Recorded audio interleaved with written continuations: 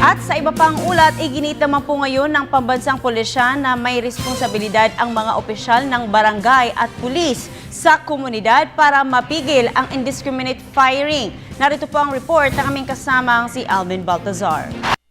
May responsibilidad ang barangay at police community precinct upang mapigilan sana ang anumang kaso ng walang habas na pagpapaputok ng baril na naitala ng PNP mula Disyembre 16 hanggang noong bagong taon.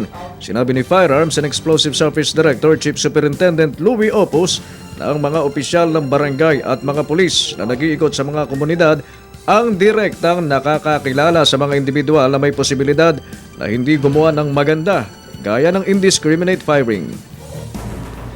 Don't tell me, walang nakaalam kung sinong nagpapaputok doon. Silang nandun. Kilala nila sir kung ano yung Yes. mga tao. Nakikita at maano nila kung sinong nakakapagpaputok doon. Panawagan naman ng PNP sa mamamayan makipagtulungan sa kanila upang maresolba ang tila paulit-ulit na lang na senaryo tuwing magpapalit ng taon. Ang may tamaan ng ligaw na bala galing sa mga irresponsabling individual. Aminado ang PNP, hindi nila kayang mag-isa na mapigilan o mapapanagot ang mga trigger-happy ng walang tulong ng komunidad. Kung tayo po naman ay nagtutulong-tulungan, palagay ko po, marisolba po natin yung mga problema, lalo na sa ating mga barangay.